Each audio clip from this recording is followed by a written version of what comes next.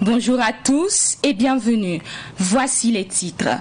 Aujourd'hui s'ouvre la 8e édition du Forum des jeunes à Koudougou. Ce forum donne l'occasion aux jeunes d'exposer leurs préoccupations au président du Faso et aux membres du gouvernement. Cette 8e édition s'articulera autour du thème Réconciliation nationale au Burkina Faso, rôle et place de la jeunesse. Des précisions dans ce journal. Le Burkina Faso a de nouveaux chefs à la tête des forces armées et de la gendarmerie. Ces nominations interviennent 2 jours après une attaque terroriste à Irgou, dans la région du centre-nord. Dans ce journal, des détails de ces nominations, mais aussi la biographie du chef d'état-major entrant, le général Gilbert Ouédraogo.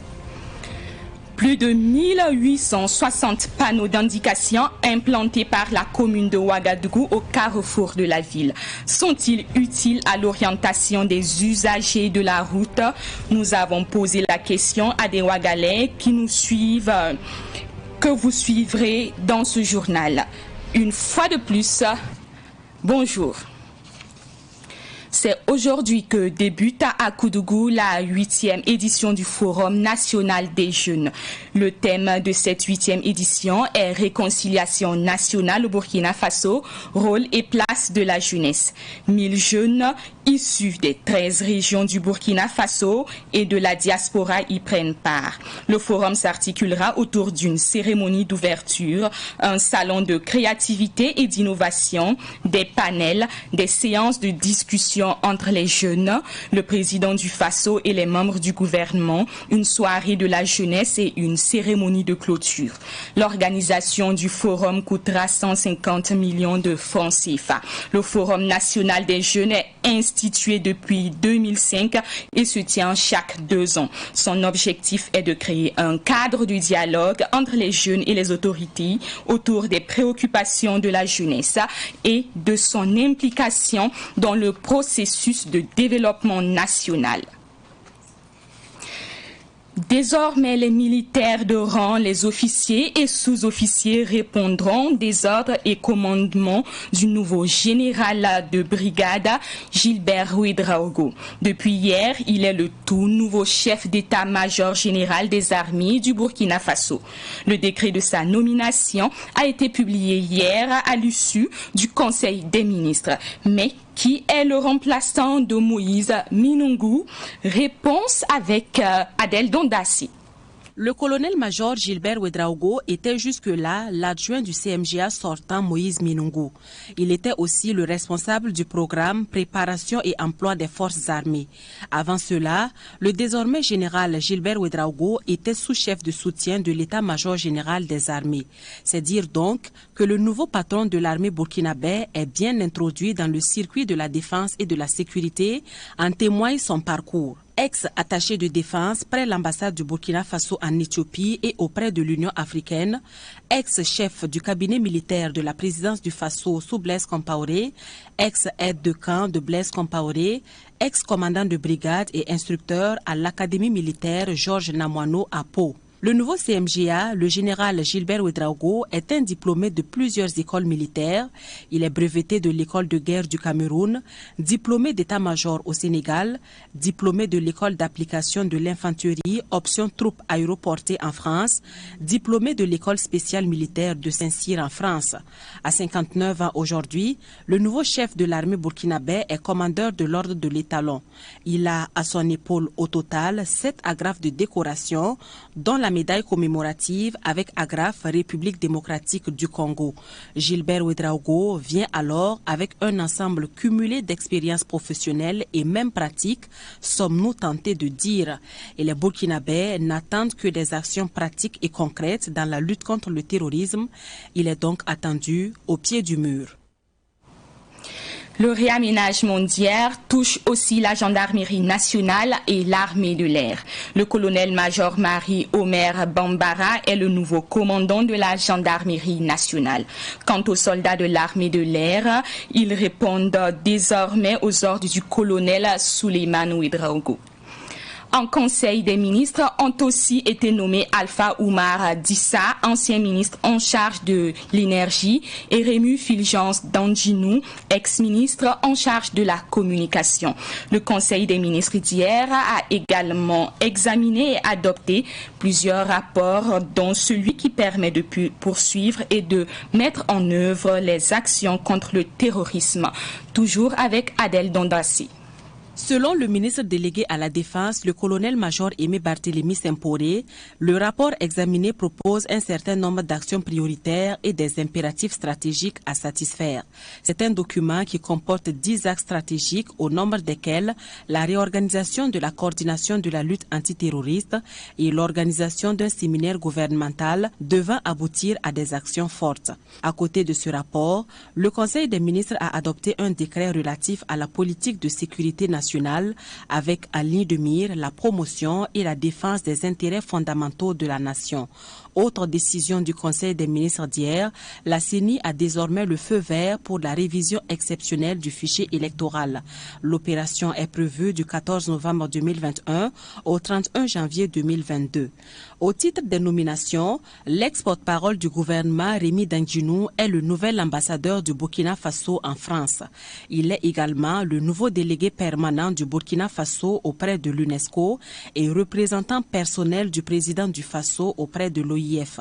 À la nationale des hydrocarbures, Alpha Oumar Dissa, ex-ministre de l'énergie, est nommé directeur général de la SONABI en remplacement de Hilaire Kabori. C'est confirmé, Blaise Compaoré et ses avocats seront absents au procès de l'assassinat de Thomas Sankara. Un procès qui s'ouvre le 11 octobre prochain au tribunal militaire de Ouagadougou. Les avocats de l'ex-président burkinabé l'ont fait savoir à travers un communiqué que nous résume Bébé Kodjo Kambou. Ni Blaise Compaoré ni ses avocats ne seront au procès Thomas Sankara qui s'ouvre lundi prochain. C'est du moins ce que laisse croire un communiqué signé de maître Pierre-Olivier Sur et de maître Abdoul Ouedraogo, tous avocats de l'ancien président burkinabé. Les raisons avancées sont diverses. D'abord, les avocats estiment que la procédure n'a pas été rendue contradictoire du fait de la carence de la juridiction d'instruction qui, selon eux, n'a jamais convoqué Blaise Compaoré pour interrogatoire et ne lui a pas non plus notifié sa convocation finale devant la juridiction des jugements. Autre raison évoquée, l'immunité dont bénéficierait l'accusé en sa qualité d'ancien chef d'État. Sur ce point, les avocats se basent sur l'article 168-1 de la Constitution dans sa version d'après modification de 2012, un article supprimé par la modification opérée par la loi constitutionnelle du 5 novembre 2015. Aussi, dans leur communiqué, les avocats sur la Cour de cassation du Burkina Faso a annulé le 28 avril 2016 le mandat d'arrêt international émis contre leurs clients, de sorte qu'il n'est aujourd'hui aucun mandat d'arrêt international. Pour les avocats, le procès contre Blaise Compaoré est un procès politique qui se déroule devant un tribunal d'exception. Blaise Compaoré ne comparaîtra donc pas, mais il demeure confiant en la justice internationale, peut-on lire dans les communiqués. Les agitations et autres mouvements d'opposition au lotissement à Bama ne sont que des manœuvres politiciennes plutôt. C'est l'avis de l'association Bama Taforo. Pour ces derniers, les opérations de lotissement en cours jusque-là sont tenues et ont tenu compte des aspirations des populations. L'association Bama Taforo a fait cette mise au point au cours d'une conférence de presse samedi dernier. Retour sur cette rencontre avec Raymond Zida de Savane Media. L'association Bama Taforo réaffirme son soutien au lotissement qui se déroule actuellement dans la commune de Bama. Cette attitude de ceux qui étaient pourtant les premiers à s'opposer au projet s'explique selon eux par l'ouverture du conseil municipal et la transparence qui l'entoure. L'impératif de développement nous commande de privilégier l'intérêt supérieur de la collectivité plus que toute autre considération. Aussi, réaffirmons-nous fortement notre pleine confiance et notre entière loyauté au maire de la commune et à la démarche transparente et participative sur laquelle il a fondé ses opérations de lotissement en cours dans la commune. Quand ça n'allait pas, nous avons pris la tête de la fronde sociale aux côtés de la chefferie coutumière pour défendre une vision et des valeurs. Pour les animateurs de cette rencontre, les mouvements d'opposition auxquels l'on assiste ces temps-ci sont le fait d'un groupuscule de personnes aux intérêts inavoués. C'est pourquoi les populations du Bama doivent garder leur calme et rester vigilantes face à ces manœuvres spontanées, ces actions populistes qu'ils considèrent comme des manœuvres politiques. Nous dénonçons fermement et mettons en garde contre les manœuvres politiciennes qui sous-tendent des manifestations spontanées organisées par un soi-disant collectif.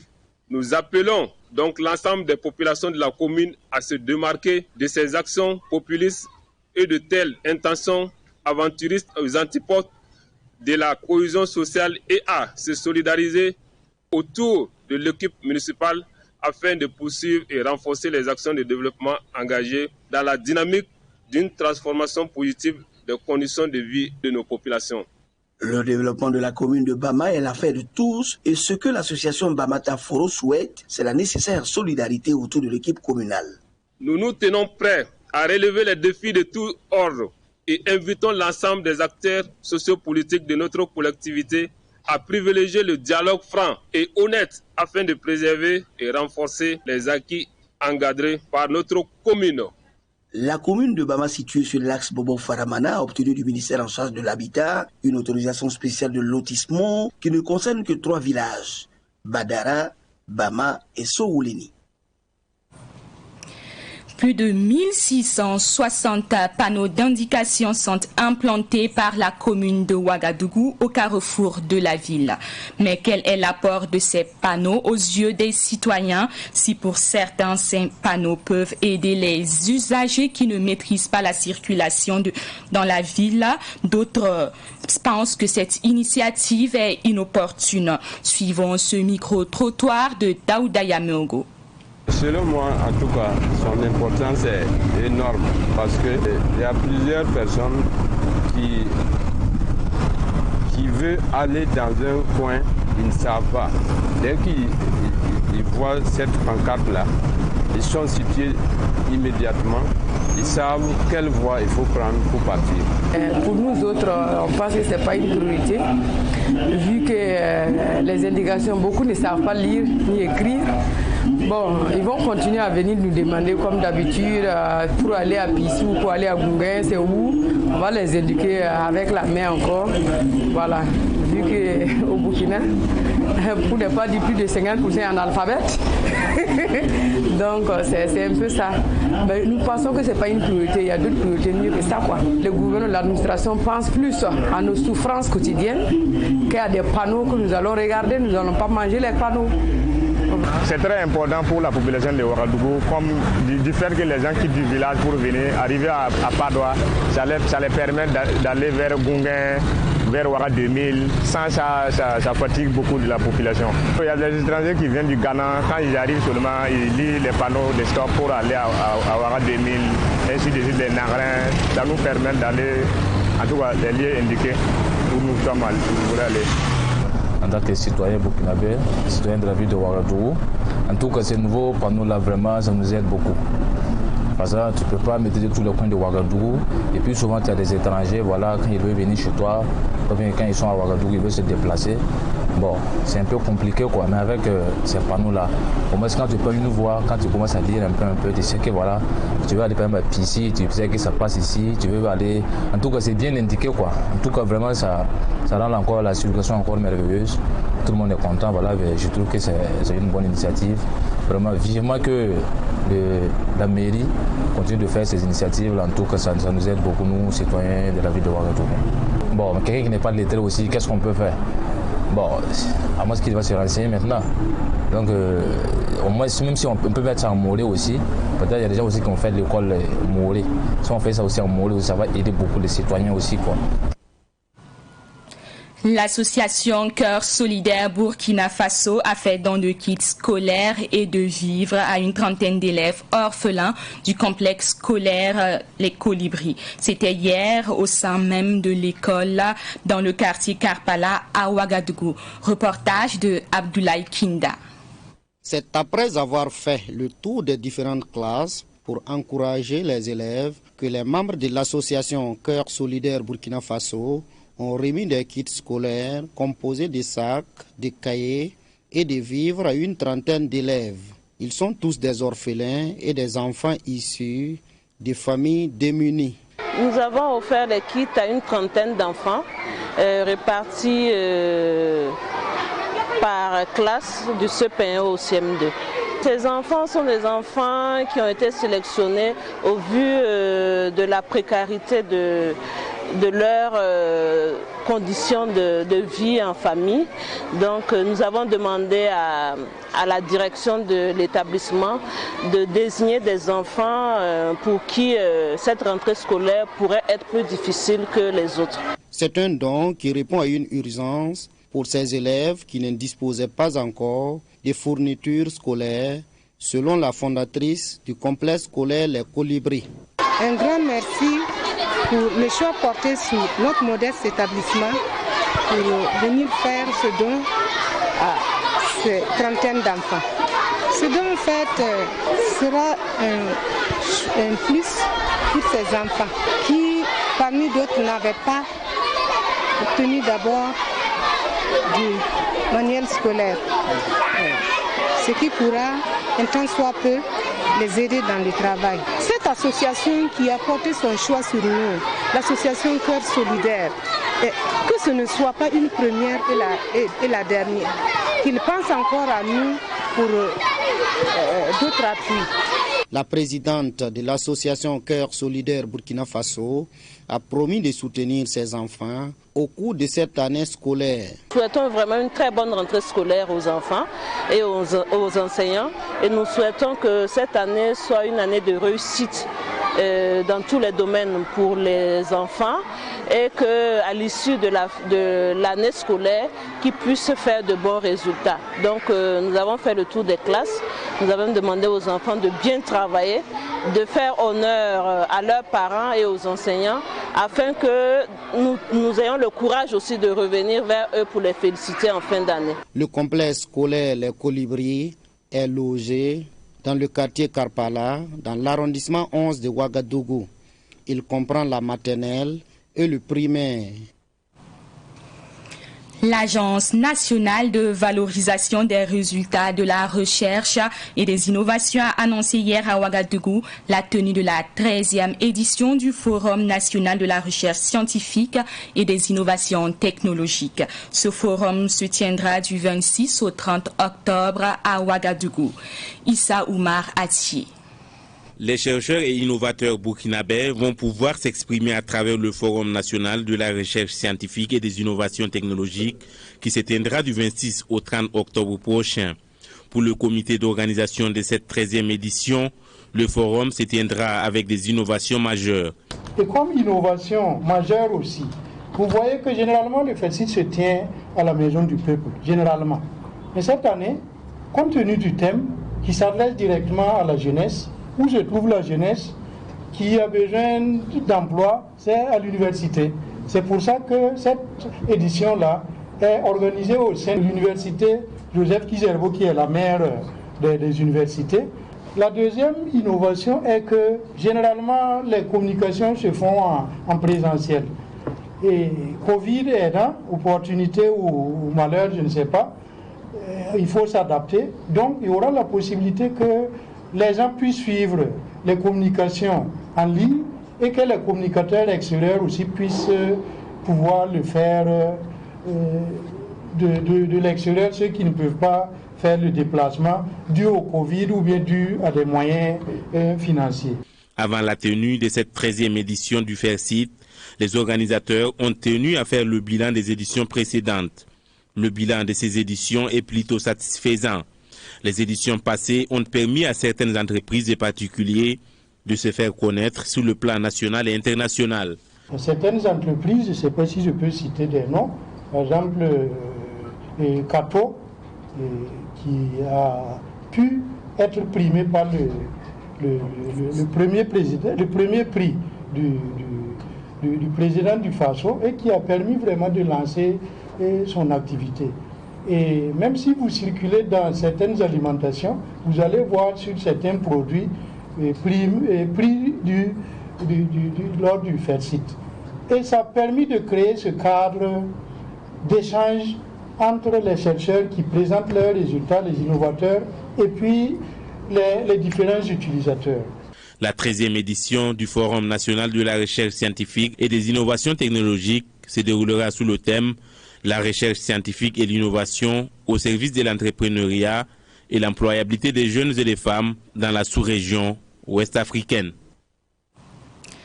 La 20e édition des Koundé se tiendra le 26 novembre prochain. Ce 20e Koundé prendra en compte l'édition de 2020 qui n'a pas pu se tenir du fait du Covid-19. Les organisateurs ont tenu une conférence de presse hier matin afin de lancer les activités de cette édition. Germaine Farama.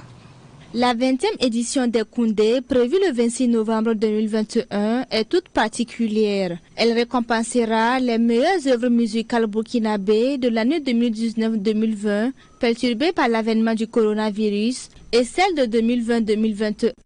À ce jour, 1265 œuvres ont déjà été sélectionnées, dont 557 œuvres pour les Koundé 2019-2020 et 705 pour les œuvres de 2020-2021. Cette sélection a été faite dans la période du 1er mars 2019 au 28 février 2021. Les Koundé vont se tenir cette année et c'est le dernier vendredi du mois de novembre. Donc on est en train de mettre les petits plats dans les grands, comme on a l'habitude de le dire. Aujourd'hui c'était juste donner cette information et dire que les Koundé vont concerner l'édition 2019-2020 et l'édition 2020-2021. Donc vous avez vu ce qui est sorti. Donc ça va faire qu'il y a beaucoup de travail et qu'au niveau des nominés par catégorie, nous allons passer de 3 à 5 nominés par catégorie. Pour prendre le plus grand nombre parce qu'il y a beaucoup de sorties. Comme j'ai dit, les statistiques ont parlé, vous avez vu. Et là, vous rassurez qu'on est en train de travailler. La prochaine conférence de presse vous donnera beaucoup plus de détails. Mais la Covid est un élément à en tenir compte.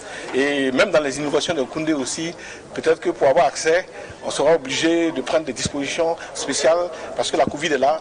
Donc c'est l'occasion pour moi de demander à tous ceux qui aiment les Koundé, qui participent au Koundé, déjà se faire vacciner et de respecter les différentes mesures parce que nous voulons que tout se passe très bien et vous rassurer que ce sera un grand Koundé et le rêve va être au rendez-vous.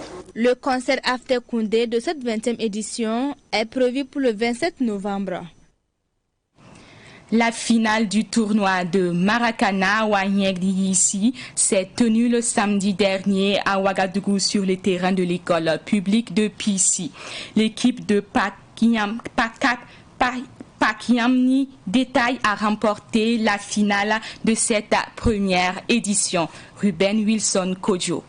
Ce tournoi de Maracana a démarré le 17 septembre dernier avec 16 équipes, a connu son apothéose avec le sac de Pakanyamba bien en place avec un football limpide qui a pris le dessus sur son adversaire du jour Oxido par 2-1. Le promoteur voulait à sa manière contribuer à la cohésion sociale au Burkina Faso. Cohésion sociale, vivre ensemble. C'est mieux. C'est ça notre source de motivation. On est venu comme ça au hasard de l'inspiration dans la causette et on s'est donné l'idée pourquoi ne pas faire déposer un tournoi de football parlant de cohésion sociale et de vivre ensemble pour encore amener les jeunes de Pissi à mieux se cohabiter, à s'aimer et à évoluer ensemble. Les objectifs sont vraiment atteints pour une première édition. Je trouve que c'est parfait. Une initiative appréciée par les jeunes du quartier qui ont pris du plaisir à participer à toutes les activités. On va dire que l'initiative est louable, elle est très belle, parce que en fait c'est une initiative qui réunit, on va dire, un tant soit peu toute la jeunesse, et c'est une initiative, n'est-ce pas, donc qui consolide le social. Une très belle initiative à saluer et à encourager, parce que depuis le début de cette compétition, nous avons vu un brassage de culture, voilà, un passage de fraternité. Ça nous a permis de nous retrouver entre nous, surtout anciens jeunes de Pissi. Au promoteur, je lui dis vraiment du courage. Le parrain et le patron de ce tournoi ne regrettent pas d'avoir accompagné le promoteur pour la réussite de l'événement. C'est un honneur pour nous d'être associés à ce tournoi parce que je suis moi-même personnellement fils de Pissi. Et c'est un événement qui réunit et qui rassemble les jeunes et donc dans un quartier que j'habite depuis plus de 30 ans. C'est un honneur pour moi d'être parrain de cette cérémonie. Une satisfaction déjà qui est d'accompagner la jeunesse. À chaque fois quand nous avons été aux côtés de la jeunesse pour l'accompagner, nous avons déjà été satisfaits. Quels que soient les degrés de mobilisation, quel que soit le retour de la cérémonie, c'est déjà une satisfaction pour nous de les accompagner. Notons que dans la matinée, plusieurs activités telles que les jeux de Scrabble, de pétanque, de belote et de tir étaient à l'honneur pour le bonheur des jeunes de Pissi. La Ligue de football du Centre-Nord a depuis le lundi dernier son nouveau président. C'était au cours d'une assemblée tenue dans la salle de réunion de la direction régionale des sports et des loisirs du Centre-Nord à Kaya. Ousmane Tankwano remplace Tassere Bargo, décédé le 21 octobre 2020. Ruben Wilson Kodjo y était. C'est un bureau de 9 membres, dirigé désormais par l'ex-premier vice-président Ousmane Zamtako. Ainsi en a décidé l'Assemblée générale ordinaire du 4 octobre dernier. Le tout nouveau président de la Ligue de football du Centre-Nord livre ses premiers mots à la fin de l'AG. C'est vraiment une grande joie, puisque aujourd'hui, vraiment, ça a été une occasion et pour le monde du football à Kaya de se voir, de se concerter, vraiment pour voir l'avenir du football au San Martin. Donc vraiment aujourd'hui je suis très content. Et l'année en tout cas qui commence, vraiment je pense que nous avons de gros projets. Nous allons mettre le paquet au niveau des équipes quand même pour que l'année 2022 que nous puissions peut-être avoir une équipe en première division. Et les autres équipes aussi, nous allons mettre le paquet en tout cas pour qu'il y ait vraiment une avancée au niveau de nos équipes. Nous pensons que, en tout cas, les autorités de la commune vont vraiment nous écouter vraiment une dernière fois pour que, enfin, nous puissions avoir ce fameux terrain qui puisse peut-être nous bénéficier beaucoup sur le plan infrastructure. Les travaux ont été suivis par le chargé de projet et du programme du président de la Fédération burkinabé de football, Lazare Bansé. Pour Alassane Ouedraogo, les travaux se sont déroulés selon les règles de l'art. Il y a un travail de fond qui a été fait bien avant, donc travaux préparatoires que j'ai suivis de près parce que le président, en tout cas, Bansé m'a mandaté de pouvoir en tout cas les suivre et puis veiller à ce que, en tout cas, on puisse effectivement tenir cet âge.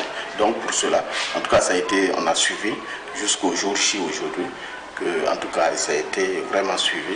En tout cas, dans la règle de l'art, sans problème, en tout cas jusqu'à ce qu'on régularise ce bureau. Notons que la Ligue de football du Centre-Nord est composée de 8 clubs, dont un en 2e division. Eh bien, c'est la fin de votre journal. Ce fut un plaisir de vous le présenter. On se donne rendez-vous la semaine prochaine. D'ici là, prenez soin de vous en compagnie des programmes de Savane TV.